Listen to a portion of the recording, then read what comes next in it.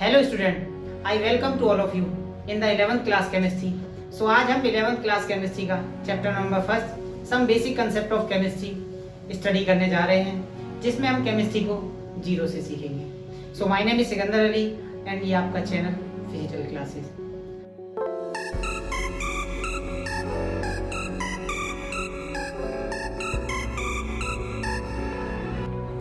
तो बात करते हैं केमिस्ट्री की। केमिस्ट्री की डेफिनेशन क्या होती है? The study of matter is called chemistry. इसमें मैटर की 3 प्रॉपर्टीज़ को काउंट किया जाता है, जिसमें मैटर की 3 प्रॉपर्टीज़ हैं: स्ट्रक्चर, प्रॉपर्टी एंड कंपोजिशन।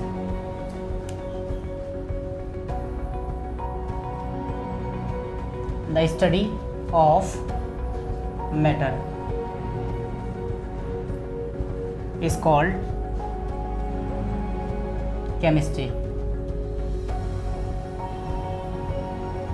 अभी जो मैटर है हमारा, इस मैटर की 3 प्रॉपर्टीज़ या 3 कंपोनेंट कह सकते हैं: स्ट्रक्चर, प्रॉपर्टीज एंड कंपोजिशन। इसके बिहाफ पर हम केमिस्ट्री की डेफिनेशन को एक्सप्लेन करते हैं। दूसरी इसकी सिंपलेस्ट डेफिनेशन देख लेते हैं। The centre of science is called chemistry.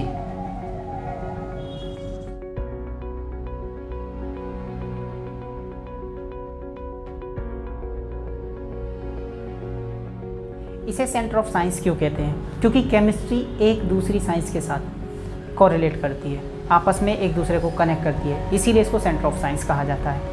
आपने देखा भी होगा, for example physics, chemistry, biology. तो केमिस्ट्री वैसे भी बीच में आ रही है, और अगर आप चाहे फिजिक्स पढ़ते हैं, साइंस साइड से पढ़ते हैं, मैथ से पढ़ते हैं, सभी में आपको केमिस्ट्री ज़रूर मिलती है, क्योंकि वो क्या कर रही है, एक दूसरे को इंटरकनेक्ट कर रही है। तो हम बात कर लेते हैं इसके फादर कौन है और इसकी ओरिजिन कैसे हुई। तो इसकी ओरिजिन की बात करते हैं। केमिस्ट्री की ओरिजिन कीमिया से हुई। कीमिया मिस्र का पुराना नाम है, the old name of Egypt, जिसको हम मिस्र के नाम से जानते हैं।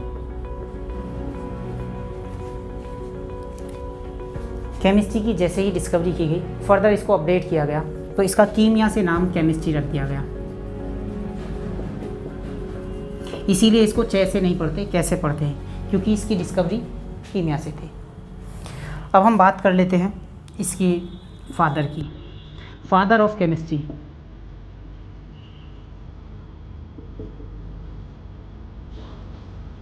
Antony लेवॉइजर।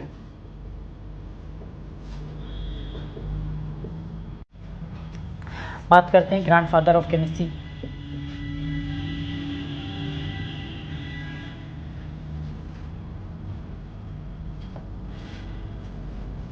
Berzelius,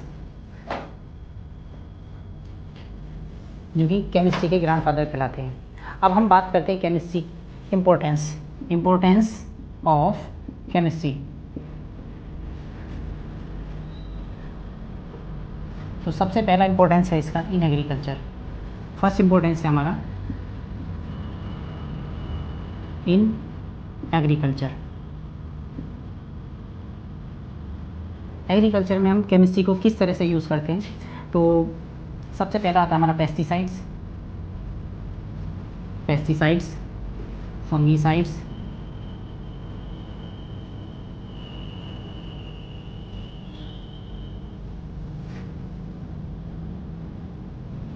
fungicides, insecticides,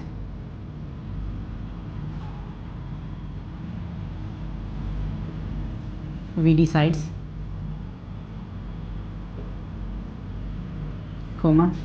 fertiliser. All these are importance of agriculture in the chemistry.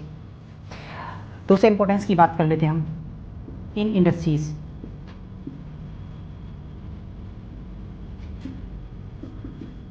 Industries में इसका यूज़ कहाँ पर होता है? सीमेंट इंडस्ट्रीज में, पॉलीमर में,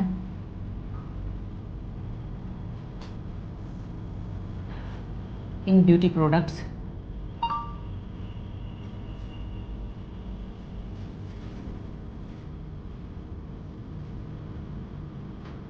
ink, paint, ink and paint, dyes, petroleum,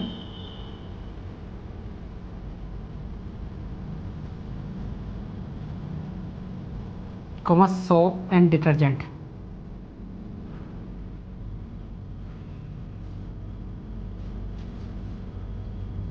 Industries, etc. Next बात करते हैं हम in medicine.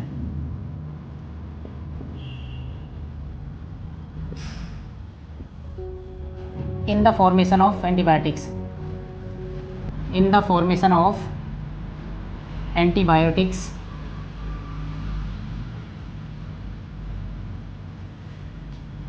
like cisplatin and Taxol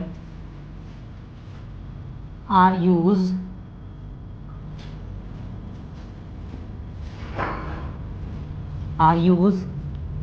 in cancer disease.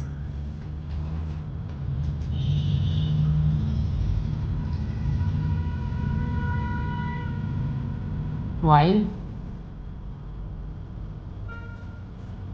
AZT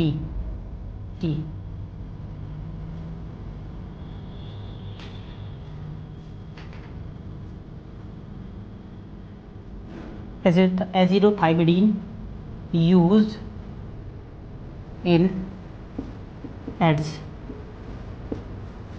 next बात करते हैं हम, नेक्स्ट इंपॉर्टेंस है इसका in transportation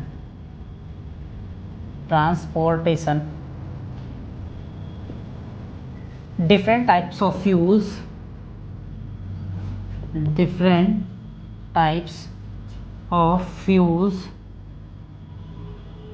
like diesel, petrol, coal, these are formed by chemistry.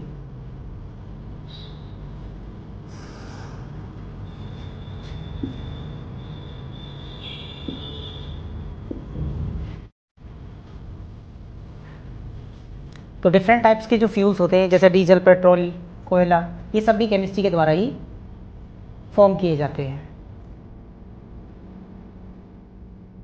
तो नेक्स्ट इंपॉर्टेंस की बात करते हैं in the checking pollution.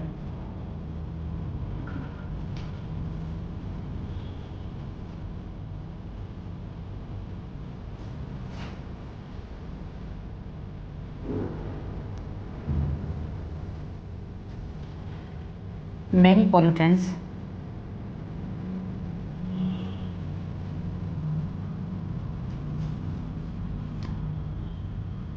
like ozone depletion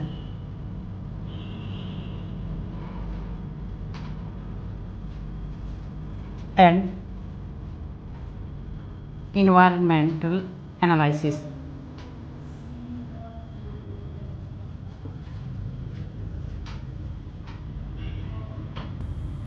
analyzed by the chemistry।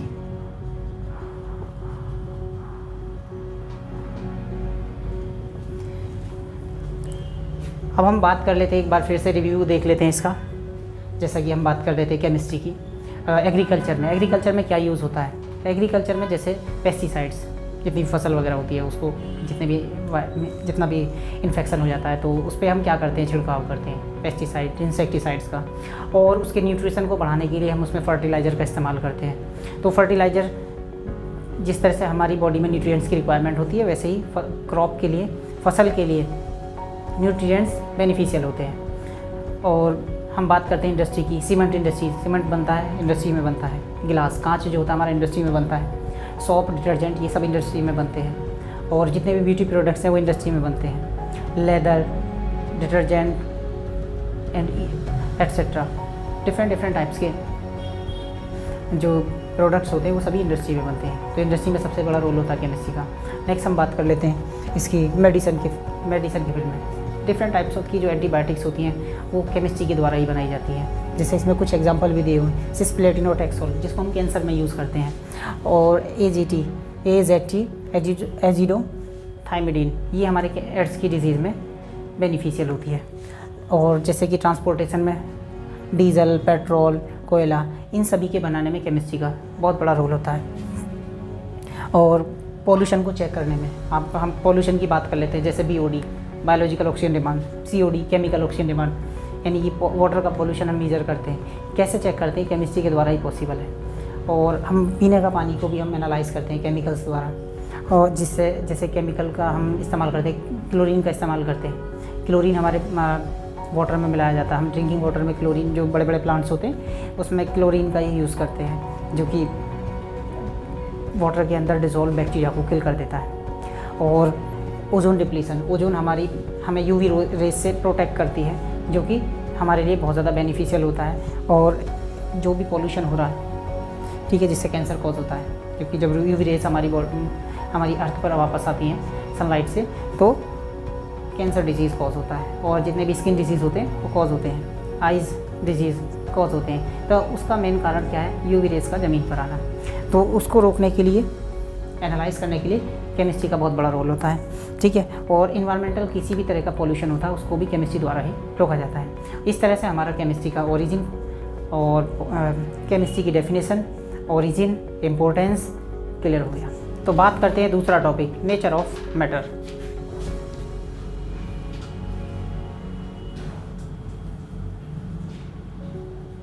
तो सबसे पहले हम बात करते हैं मैटर की।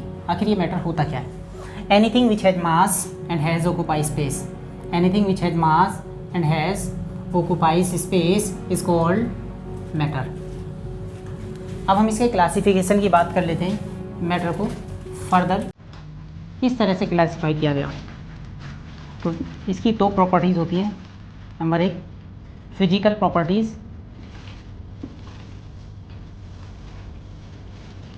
Number 2 chemical properties.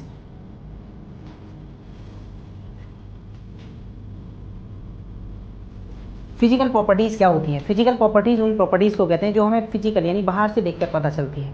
Chemical properties जो हमें इंटरनल प्रॉपर्टीज़ के बारे में बात करते हैं, जो हमें आफ्टर द केमिकल रिएक्शन पता चलती है। अब फिजिकल प्रॉपर्टीज़ को फर्दर क्लासीफाई करते हैं तो इसकी 3 प्रॉपर्टीज़ कॉमन होती हैं। Number 1 solid, number 2 liquid, number 3 gas. इसी तरीके से केमिकल प्रॉपर्टीज़ को फर्दर क्लासीफाई करते हैं तो इसकी भी 2 प्रॉपर्टीज़ होती हैं। कौन कौन सी? प्योर सब्सटेंस, और दूसरा आता है हमारा मिक्सचर। जो प्योर सब्सटेंस होता है इसको भी अगर हम फर्दर क्लासीफाई करते हैं तो ये भी हमारा 2 टाइप्स का होता है। Number 1 element, number 2 compound. अब हम इसकी बात करते हैं एलिमेंट्स की।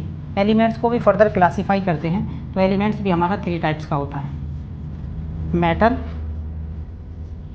नॉन मेटल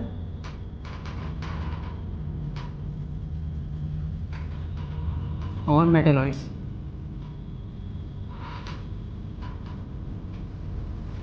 कंपाउंड की बात करें तो कंपाउंड भी हमारा 2 टाइप्स का होता है। ऑर्गेनिक कंपाउंड,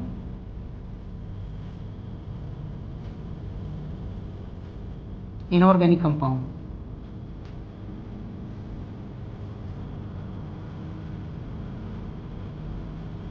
अब हम मिक्सचर की बात कर लेते हैं तो मिक्सचर भी हमारा 2 टाइप्स का होता है। Homogeneous mixture, heterogeneous mixture.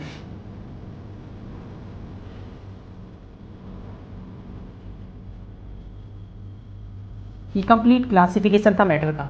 अब हम एक एक करके इसको एक्सप्लेन करेंगे। तो सबसे पहले हम फिजिकल प्रॉपर्टीज़ का जैसे कि बता देते हैं। फिजिकल प्रॉपर्टीज़ जो बाहर से देख के पता चलती हैं। अब हम किसी भी सब्सटेंस का क्या बता सकते हैं बाहर से कि वो सॉलिड है, लिक्विड है या गैस है। हम बात करें सॉलिड की तो सॉलिड क्या होता है? सॉलिड के जो पार्टिकल्स होते हैं वो इस तरह से होते हैं और एक दूसरे के साथ टाइटली पैक्ड होते हैं।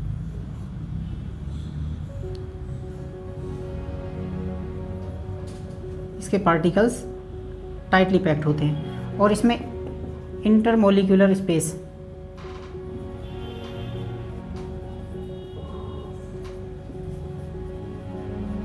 बहुत ना के बराबर होता है, क्योंकि ये इसके पार्टिकल्स आपस में टाइटली पैक्ड होते हैं। ठीक है, तो सॉलिड क्या होते हैं, इसी वजह से इनकी फिक्स शेप होती है। तो fixed shape and volume, fix shape and volume. और कैसे होते हैं पार्टिकल्स, टाइटली पैक्ड होते हैं। कैसे होते हैं, टाइटली पैक्ड होते हैं। और इसके एग्जांपल की बात कर लेते हैं हम। तो एग्जांपल कैसा होता है इसका, hard and rigid. Just for example wood, metal, except mercury, mercury को छोड़कर। इट इज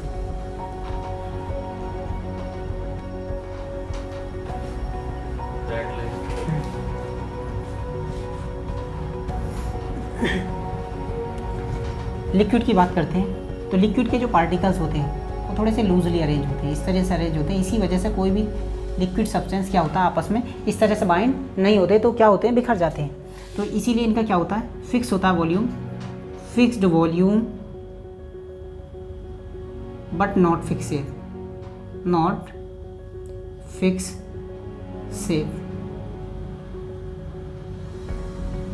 और इनके जो पार्टिकल्स होते हैं वो लूजली अरेंज होते हैं। कैसे होते हैं, लूजली अरेंज होते हैं। एग्जाम्पल की हम बात कर लेते हैं। फ्लूइड्स, हर बहने वाली चीज़, फ्लूइड्स हर बहने वाली चीज़, जैसे मिल्क, ऑयल, इंक, ETC, ये इसके एग्जाम्पल है। अब हम गैस की बात कर लेते हैं। गैस में क्या होता है, इसके जो पार्टिकल्स होते हैं वो इस तरह से होते हैं, यानी कि टू फार होते हैं, और इसमें जो इंटरमोलिकुलर स्पेस होता है।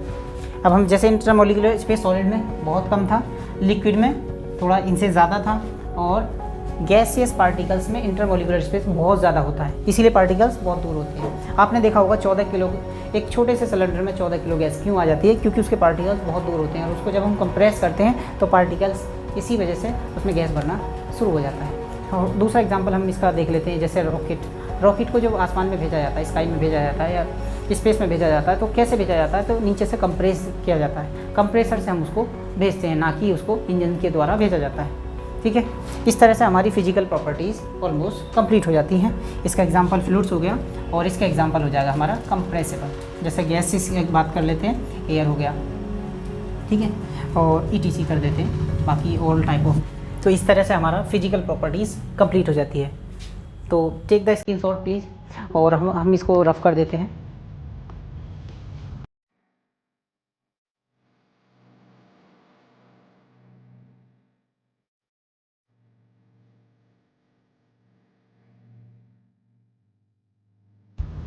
तो अब हम बात कर लेते हैं प्योर सब्सटेंस की। प्योर सब्सटेंस यानी कि केमिकल प्रॉपर्टीज़ की बात कर लेते हैं। तो केमिकल प्रॉपर्टीज़ ऐसी प्रॉपर्टीज़ होती हैं जो आफ्टर द रिएक्शन पता चलती है, या फिर हम इंटरनल प्रॉपर्टीज़ भी कह सकते हैं इनको। तो जैसे इसकी 2 टाइप्स होते हैं, फर्दर हम क्लासीफाई करते हैं केमिकल प्रॉपर्टीज़ को। तो 2 टाइप्स होते हैं, नंबर 1 प्योर सब्सटेंस और नंबर 2 मिक्सचर। जो हमारा प्योर सब्सटेंस होता है, ये क्या होता है, ऐसे सब्सटेंस यानी 2 सब्सटेंस जिनके ईच पार्ट क्या होता है, ईच पार्ट फिक्स्ड कंपोजिशन का होता है। हर एक पार्ट क्या होता है, फिक्स्ड कंपोजिशन का होता है।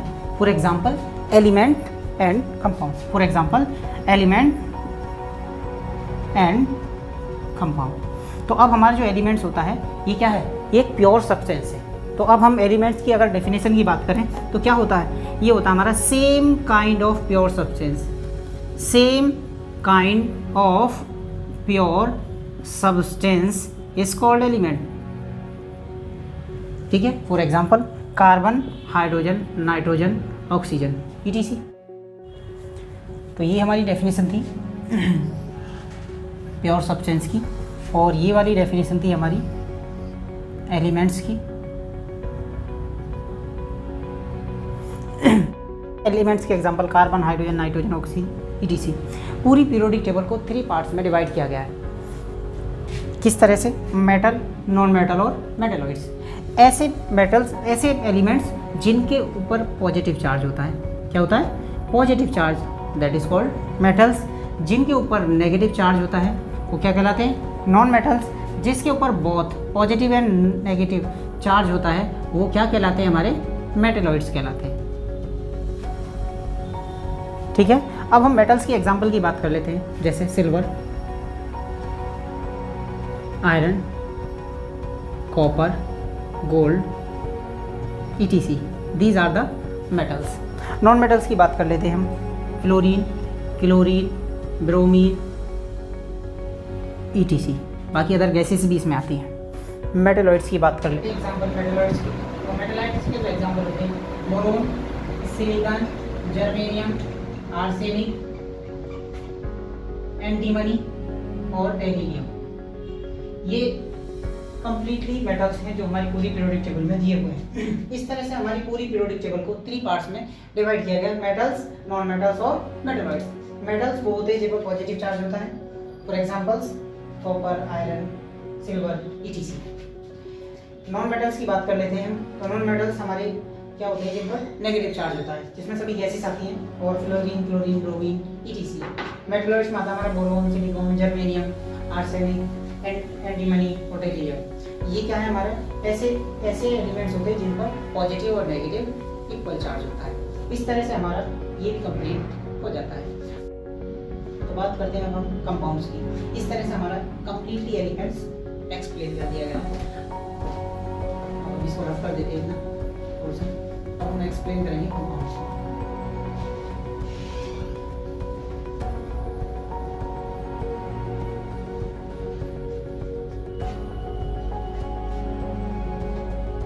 तो कंपाउंड्स क्या होते हैं हमारे? ऐसे सब्सटेंस जिनका फिक्स रेशियो होता है, 2 and more elements, molecules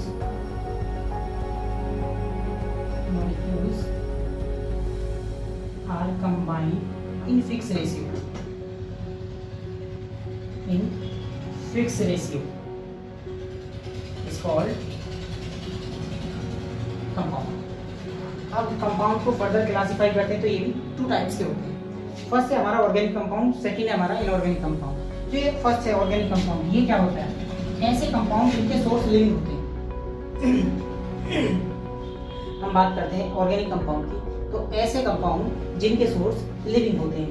which source are living? जिनके सोर्स लिविंग होते हैं ऐसे कंपाउंड क्या कहलाते हैं? Organic compound. फॉर एग्जांपल की बात कर लेते हैं, तो इसमें एग्जांपल की बात करते हैं तो कार्बोहाइड्रेट,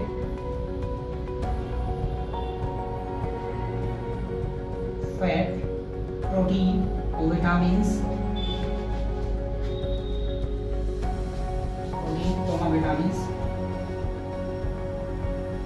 यूरिया, शुगर, ETC। ये क्या है? इसके ऑर्गेनिक कंपाउंड्स के एग्जांपल हैं। अब हम बात करें ऑर्गेनिक यूरिया की, तो यूरिया क्या होता है? ये जो हमारा यूरिन होता है इसको ही यूरिया कहते हैं। और फर्स्ट ऑर्गेनिक कंपाउंड, यूरिया एक फर्स्ट ऑर्गेनिक कंपाउंड है जो कि लैब में तैयार किया गया था। जब लैब में पहला ऑर्गेनिक कंपाउंड तैयार किया गया था तो यूरिया था। First organic compound prepare in lab. अब हम बात कर लेते हैं इनऑर्गेनिक कंपाउंड्स की। तो इनऑर्गेनिक कंपाउंड्स कौन से कंपाउंड्स होते हैं? तो इसकी डेफिनेशन देखिए, तो जिनके सोर्स नॉन लिविंग होते हैं। Which source are non living, जिनके सोर्स नॉन लिविंग होते हैं वो क्या कहलाते हैं? हमारे इनऑर्गेनिक कंपाउंड्स कहलाते हैं। इनऑर्गेनिक कंपाउंड्स में एग्जांपल ले लेते हैं। तो एग्जांपल क्या होते हैं इनके? जैसे हम बात कर लेते हैं sea water, salt,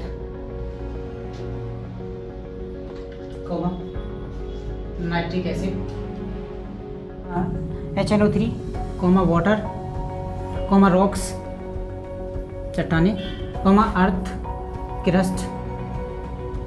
earth crust,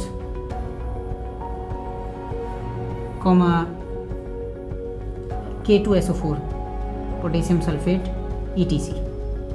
इस तरह से हमारा इनऑर्गेनिक कंपाउंड भी कंप्लीट हो जाता है। अब हम इसको मिक्सचर को एक्सप्लेन करेंगे। जैसा कि हमने केमिकल प्रॉपर्टीज़ में अभी एक्सप्लेन किया प्योर सब्सटेंस को, तो अब हम केमिकल प्रॉपर्टीज़ की दो प्रॉपर्टीज़ होती हैं। एक प्योर सब्सटेंस होता है हमारा, प्योर सब्सटेंस होता है, और दूसरा होता है मिक्सचर। तो अब हम मिक्सचर की बात करें तो मिक्सचर को इम्प्योर सब्सटेंस भी कहते हैं, इम्प्योर सब्सटेंस। इसमें प्योर सब्सटेंस और इम्प्योर सब्सटेंस में जो डिफरेंस होता है, सबसे मेन डिफरेंस ये होता है कि इसमें हर एक कंपोनेंट फिक्स कंपोजिशन होती है और उसका रेशियो भी फिक्स होता है। इसमें जब 2 and more एलिमेंट्स और मॉलिक्यूल्स जब हम कंबाइन करते हैं तो उसमें फिक्स रेशियो नहीं होता है, बस ये मेन डिफरेंस होता है। तो अब हम इसकी डेफिनेशन की बात कर लेते हैं मिक्सचर की। तो मिक्सचर की जो डेफिनेशन की बात करते हैं तो मिक्सचर क्या होता है हमारा, when 2 and more compound are mixed in any ratio. यहाँ पर किसी भी रेशियो में होता है, एनी रेशियो। यहाँ पर क्या था, फिक्स रेशियो में था, जबकि इसमें क्या होगा हमारा, एनी रेशियो, किसी भी रेशियो में होगा। ठीक है, अब इसकी फर्दर क्लासीफाई करते हैं हम मिक्सचर को। तो इसके भी 2 टाइप्स होते हैं। Number 1 homogeneous mixture,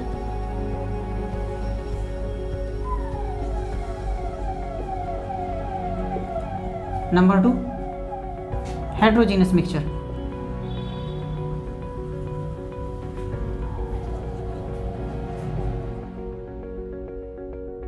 homogeneous mixture हमारा क्या होता है, होमोजीनस मिक्सचर क्या होता है, जो कंप्लीटली मिक्स होता है, जो कंप्लीटली मिक्स होता है वो हमारा क्या कहलाता है, होमोजीनस मिक्सचर। एग्जाम्पल में हम इसकी बात कर लेते हैं तो होगा sugar solution,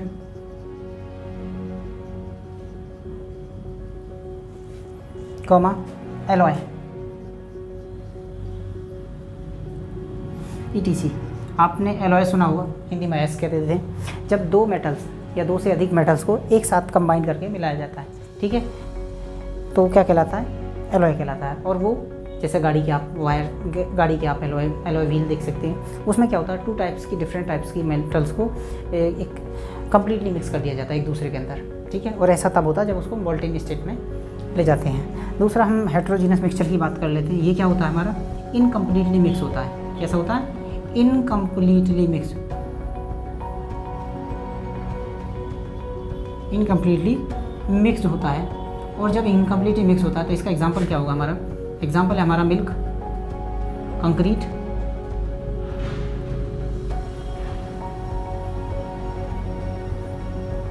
common word, ETC। इस तरह से हमारा जो नेचर ऑफ मैटर है लगभग कंप्लीट हो गया। इस टॉपिक में कोई भी क्वेरीज़ है तो कमेंट बॉक्स में लिखकर बताएं, और वीडियो पसंद आई हो तो लाइक करें, शेयर करें, सब्सक्राइब करें और बेल आइकन को दबाएं। Thank you.